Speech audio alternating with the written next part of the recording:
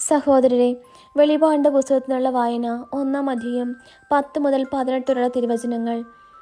കർത്താവിൻ്റെ ദിനത്തിൽ ഞാൻ ആത്മാവിൽ ലയിച്ചിരിക്കെ കാഹളത്തിൻ്റെതുപോലുള്ള ഒരു വലിയ സ്വരം എൻ്റെ പിറകിൽ നിന്ന് കേട്ടു.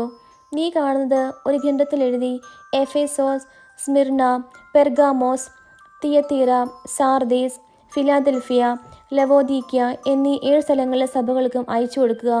എന്നോട് സംസാരിച്ച സ്വരം ശ്രദ്ധിക്കാൻ തിരിഞ്ഞു നോക്കിയപ്പോൾ സ്വർണ്ണനിർമ്മിതമായ 7 ദീപപീഠങ്ങൾ ഞാൻ കണ്ടു. ദീപപീഠങ്ങളുടെ മധ്യേ മനുഷ്യപുത്രനെ പോലുള്ള ഒരുവൻ. അവന് പാദം വരെ നീങ്ങി കിടക്കുന്ന മേലങ്കി, മാറോടടുത്ത് സ്വർണം കൊണ്ടുള്ള ഇടക്കച്ച.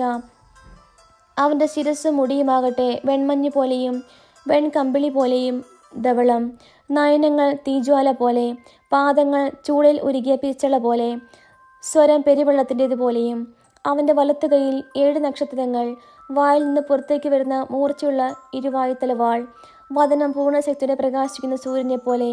അവനെ കണ്ടപ്പോൾ ഞാൻ മരിച്ചവനെ പോലെ അവൻ്റെ കാൽക്കൽ വീണു.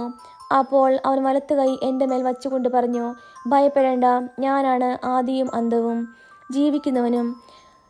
ഞാൻ മരിച്ചവനായിരുന്നു, എന്നാൽ ഇതാ ഞാൻ എന്നേക്കും ജീവിക്കുന്നു.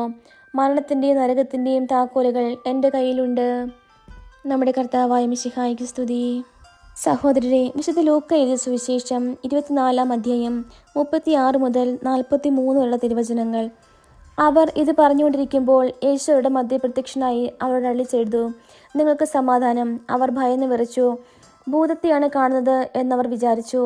അവൻ അവരോട് ചോദിച്ചു, നിങ്ങൾ അസ്വസ്ഥരാകുന്ന എന്തിന്? നിങ്ങളുടെ മനസ്സ് ചോദ്യങ്ങൾ ഉയരുന്നതും എന്തിന്?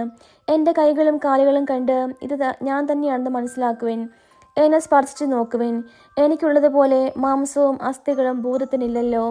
എന്നിട്ടും അവർ സന്തോഷാധിക്യത്താൽ അവിശ്വസിക്കുകയും അത്ഭുതപ്പെടുകയും ചെയ്തപ്പോൾ അവൻ അവരോട് ചോദിച്ചു, ഇവിടെ ഭക്ഷിക്കാൻ എന്തെങ്കിലും ഉണ്ടോ? ഒരു കഷ്ണം വറുത്ത മീൻ അവർ അവന് കൊടുത്തു. അവൻ അതെടുത്ത് അവരുടെ മുമ്പിൽ വെച്ച് ഭക്ഷിച്ചു. നമ്മുടെ കർത്താവായ മിശിഹായ്ക്ക് സ്തുതി.